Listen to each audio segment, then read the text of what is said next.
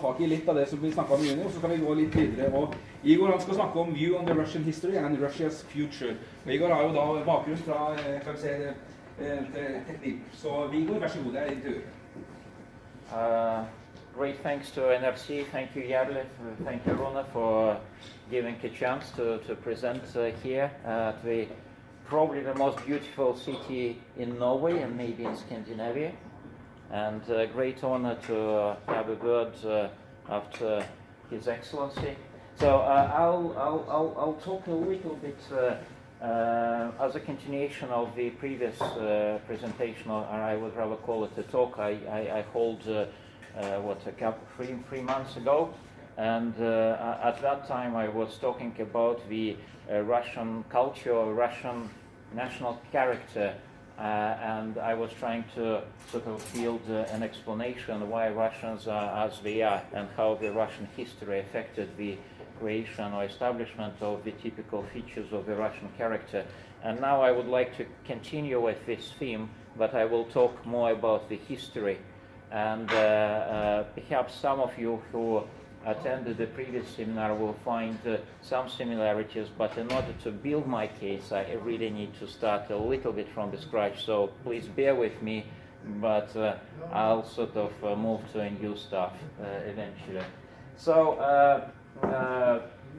I'll talk briefly about the the plan for my presentation, just sort of some buzzwords, a curtain of differences, how West meets East in Russia, the cycles of history in Russia, and when some case studies, case examples. And I would like to start with a statement that, as probably many of you in this room, I'm an engineer. And engineers, we don't work with perceptions of appearances, we work with models. And until the model is built, we cannot explain, we cannot design, we cannot perform. But people from humanitarian background, they build slightly differently, and they sort of say words, and for me it's difficult. And when I approach history or psychology or any social science, I really would like to build a model behind it, and that's the underlying theme here. In order to understand the history and be able to predict the future, one needs to understand the underlying mechanisms. And that's how you understand a sportsman performing in the Olympic Games. Not by just looking at him, how quick he is, but you need to understand the biology, the mechanics of his movements, and that's how they achieve that's how you understand the DNA of a human being, that's how you design cars, or that's how you produce oil and gas. It's not just pumping liquid from somewhere underneath. You really need to build a model of the phenomena, and that's what I would like to achieve today, to demonstrate you my view, a subjective view on what is the model of the Russian historical development. And let's start a little bit sort of from before. And another theme, I really hate ideology in history, and I would like to cleanse the history from ideology. And the current perception of what we are and how we are and how we live is very much an ideological perception. So and again, it's very much determined by the Cold War. The sort of two camps accusing each other. I would like to invite you to take a broader look, broader view, and the Iron Curtain, which sort of was a symbol of the Cold War. I would say that it didn't emerge during Stalin times or Soviet times. I think foundation for the differences are much more deeper. And if you sort of refer even to a Tsar time ideology, Alexander III said that Russia has only two allies, its army and its fleet. And why sort of did he say so? The origin of the word Slavs is actually coming from the word slave. And it was kind of a common practice for invasions into what is called now Russia and other Slavonic countries. And these people were captured and used as slaves in other parts of the world. And it's not a good start for building a good relation. And when in 1863, two men, Cyril and Methodius, they established a Cyrillic alphabet. And that created a big linguistic curtain. And for people coming now to Russia, all these letters, they don't make any sense. And that's created another sort of important, distinguished separation between the cultures. When in approximately 1,000 years ago, Prince Vladimir of Kiev introduced Byzantine Rite Christianity in Russia, which is called Orthodox religion in the West, but in Russia it's actually called the Rite religion. So again, different perceptions, different views, and that resulted that in beliefs drifted apart. So that's what we have here. And another important milestone in this curtain of differences was the proclamation by one of the sort of Russian ideologists that Moscow is the third Rome, and there will be no fourth. So what we have is a gradual build-up in differences in languages, in beliefs, and in ideology. And in my opinion, the Iron Curtain, which sort of happened during the Cold War, was a result of a very long historical process. Another thing which is important to mention when you talk about Russia is that Russia is basically a descendant of the Russian Empire, and the Russian Empire is a country which consists of hundreds of different nationalities, and that sort of creates a very unique situation. And the coat of arms of Russia is actually a two-headed eagle, and it's a very good symbol. It's not actually a Russian symbol, it's borrowed from Turks or Byzantine, but it's a really great symbol because half of the Russia is leaning towards east and half of the Russia is leaning towards west. And that is the underlying core of the Russian history and Russian psychology. It's misleading to approach Russia as a country. It used to be an empire. It was a sort of a Soviet bloc, but at the end of the day, I'll come later, I will use the word civilization a lot, so I invite you to approach Russia as a civilization. With some, of course, corrections. Russia is, of course, not a civilization, it's a leader of civilization, including also some countries surrounding it. That's sort of what I already mentioned. Almost 200 nations and ethnic groups from Russia, and that creates a gigantic strength. You get a lot of energy from these people. Imagine 200 different ideas, nationalities. It's a melting pot. It's a ground for all new ideas, for people like Tchaikovsky or Tolstoy to be born and enjoy this multiplicity of different ideas. But at the same time, it's a huge burden, because imagine a big flat where you have 200 people, different age, different religions. Some of them are Jews, some Muslims, some Catholics, some Orthodox. Some would like to be agricultural people, others would like to be intellectual people, and they all live together. So the same situation, but on one side it's a gigantic plus, it's the energy for Russian Empire, Soviet Union, or for current Russia to exist. At the other hand, it's a burden. It's a burden, first of all, in the lack of trust. When you have so many different variations and characters, perceptions, ideas, you simply as human beings, you don't trust each other.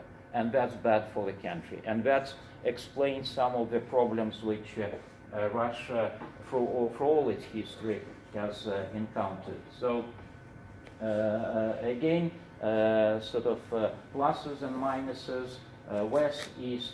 Russia is not a country, Russia is a civilization. And when let's talk a little bit more about how sort of how the relations between Western Europe and Russia emerged or happened in a recent history. And we have like love-hate relationship. A lot of nice things came to Russia from the West, not only from Western Europe, but from the States as well. iPhones, automobiles, refrigerators, and at the same time, West brought a lot of different ideologies to Russia, very often triggering turmoil and suffering for common people. Communism is not a Russian invention. Lenin got his ideas from Marx. I visited his, it was my childhood wish to come and see Karl Marx tomb, Karl Marx grave, and I did it last Friday. And, in London, Highgate Cemetery. Ticked my bucket list box. For me, it was very important actually, because a lot of my personal life is actually affected by the ideas of this great philosopher. And when let's take a look at sort of how Russians sort of see the West. And I just listed not a comprehensive story, but just some moments. And French invasion in 1812, French and British invasion 1854 to Crimea, by the way. World War I, we see it as a German invasion, although it was probably both ways. Not a very well-known fact, but the Brits and the others actually invaded Russia in 1918. Can you imagine that? Can you imagine Russia invading Great Britain in 1918? And when German invasion, Second World War. So that sort of creates a little bit of the kind of, I was talking about the mistrust within the Russia's society, Russian community, but also there are a lot of background, there is a good background for mistrust between Russian civilization and the Western civilization. So now I said, I promised you a model, so now I will deliver you a model. Argue with me, disagree with me, but when I presented last time, I really got a very positive response to that.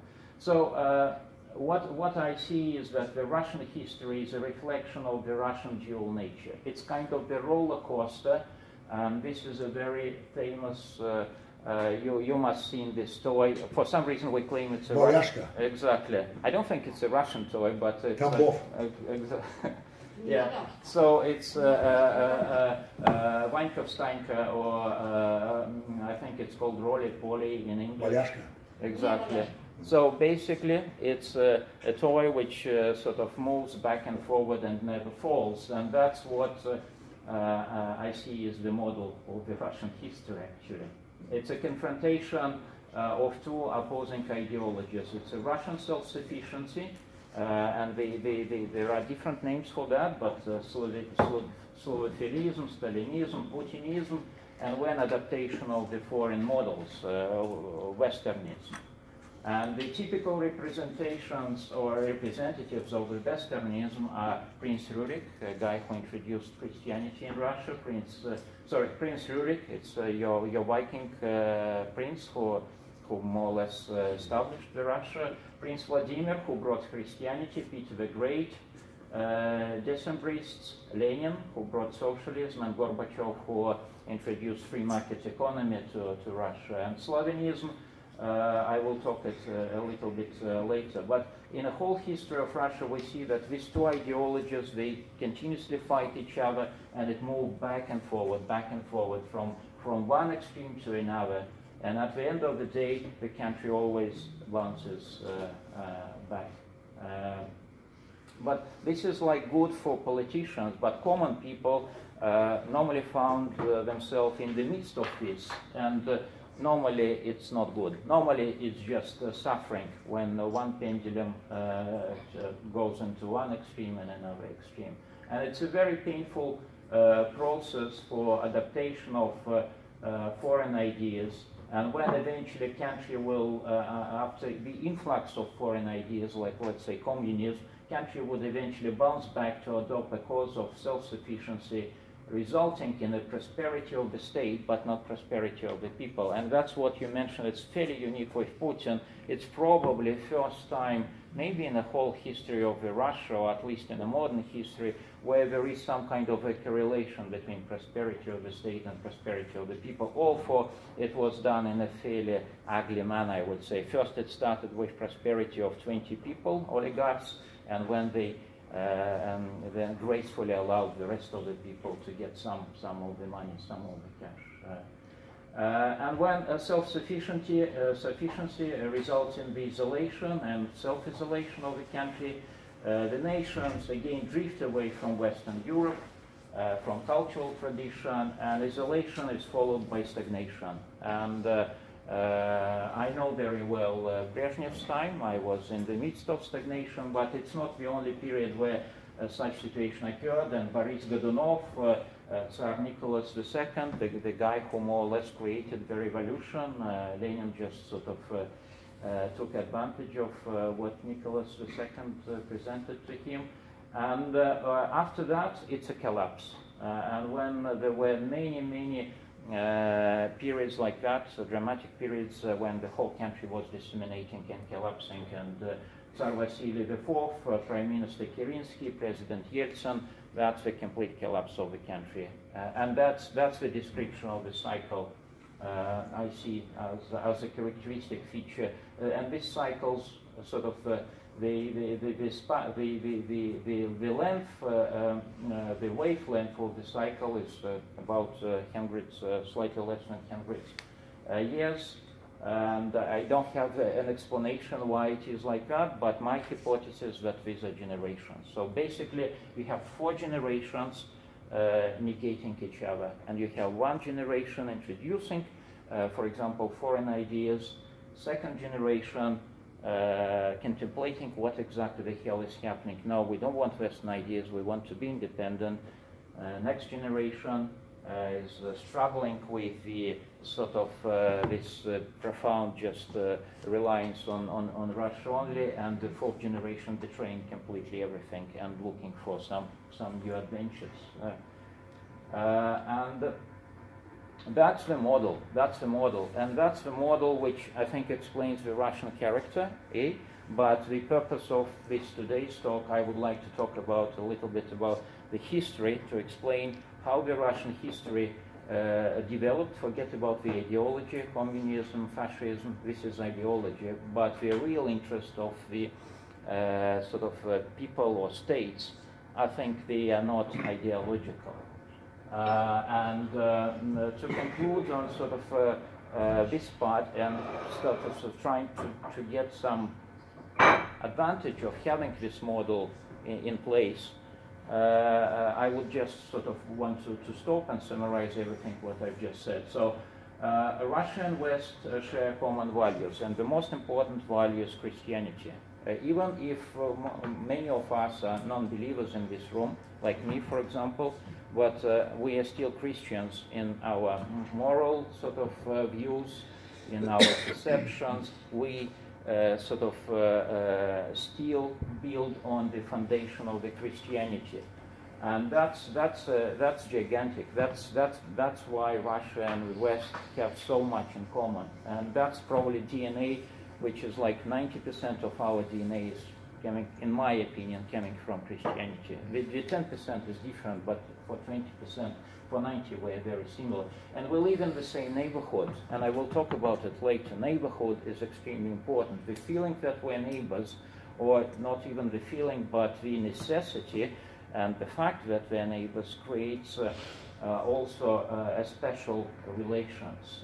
But then there is a curtain of differences. We talked about different linguistic, different languages, different alphabets. We talked about different religions. Also, I think religion is the same, but we are part of these sub-religions. We went just for different branches of the same ideas. And we live within different ideological domains. So, just to summarize, two main premises of what I wanted to share with you. So Russia alternates between two ideological, philosophical cultures, pro-Western orientation and self-sufficiency, and that's underlying model of the whole Russian development. And the second thing, Russia is not a country. Russia is not equivalent of France. In the same way as Soviet Union was very often called, referred as Russia.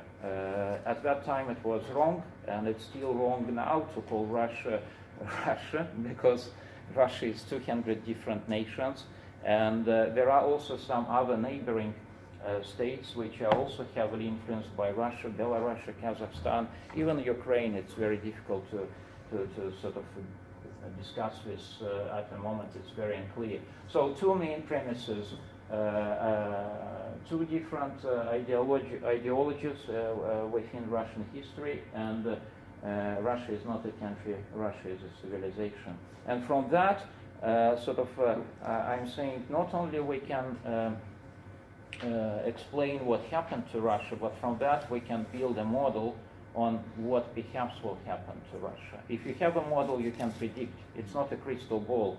You can say that's how it happened many, many times before. It's very likely that something like that will happen again. So I would like just to present you two cases capitalizing on what I just mentioned to you. So a case of the Russian from a Russian history, and I want to sort of ask you, is Stalin a disciple of Lenin? And maybe for my friends from Norway, it's not necessarily top of your agenda, and it's not a subject you're particularly interested, but for Russians it's an extremely fascinating subject. And Stalin is a very controversial subject, and not controversial theoretically. It's a controversy which goes through the Russians' understanding of the history, and nobody really understands who this man was, even to the extent that sort of all these repressions which he introduced, and he killed many, many people, nobody really knows why he did that. There is a description of what happened, but there is no explanation. Was he a psycho? Was he a sick person? Was it a political act? We don't know. But let's try to remove this ideological fog, ideological cover, and let's look at what Lenin did and what Stalin did. And Lenin imported foreign ideas. He disseminated the country and impoverished people. He surrendered huge territories of Russia to foreign powers. He completely eradicated upper class. And one of the most prominent slogans he ever used in establishing or sort of contemplating revolution during the First World War, he just said that he would like Russia to lose the war. His slogan was for the defeat of our own government in the imperial war. So that's the person who he was. Forget about the ideology. That's what he did. And let's take a look at Stalin's kind of track record, CV.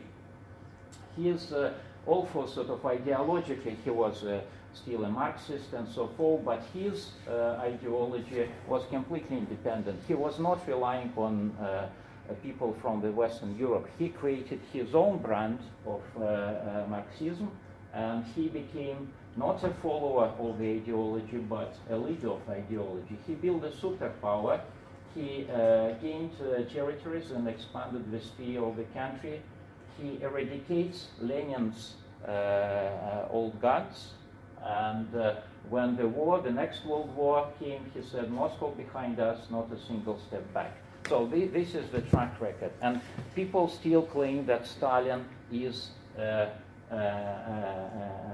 disciple of Lenin. I would rather put a question mark, and I would rather say maybe not. I'm not smart enough to sort of conclude it as a fact, but I'm inviting especially my kind of Russian born listeners to contemplate about a little bit that.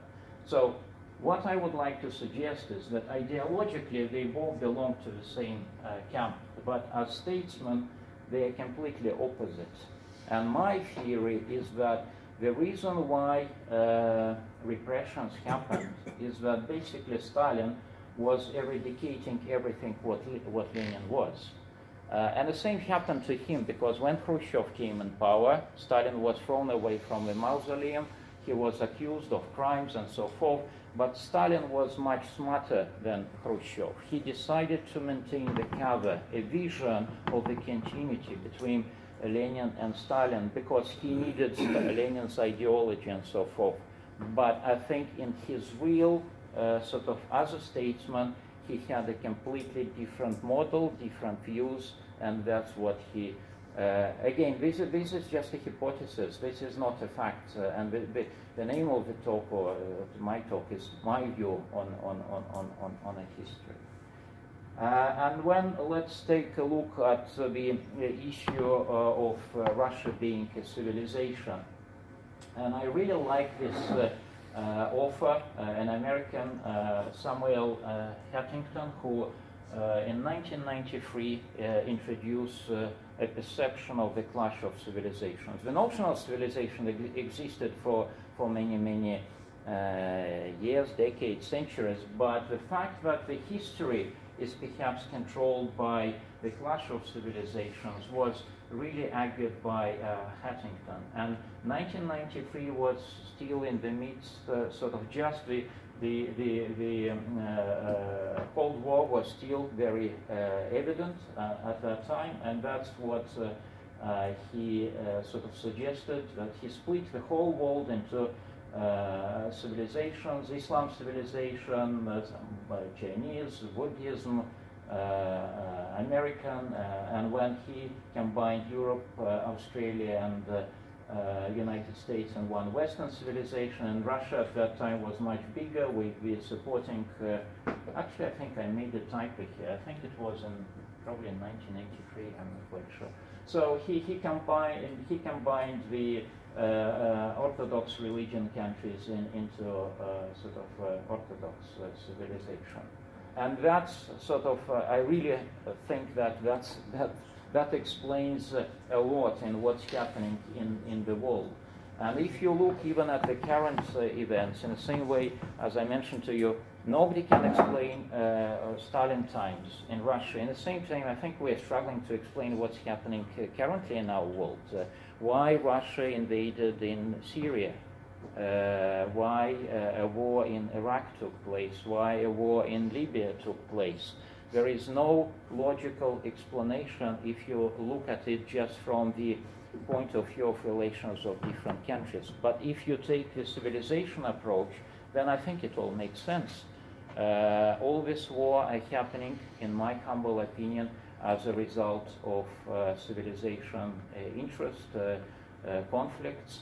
And what we are experiencing now, you or all of us, that we are living in a transition period where the period of national history, the national histories, is basically reducing its importance, and the history of civilizations taking over. And the future of the world will be controlled not by nations, but by civilization. That's why we have Russia entering sort of Syria and participating actively in this military conflict, in a war, because Russia is targeting civilization interests, not necessarily just only its national interests.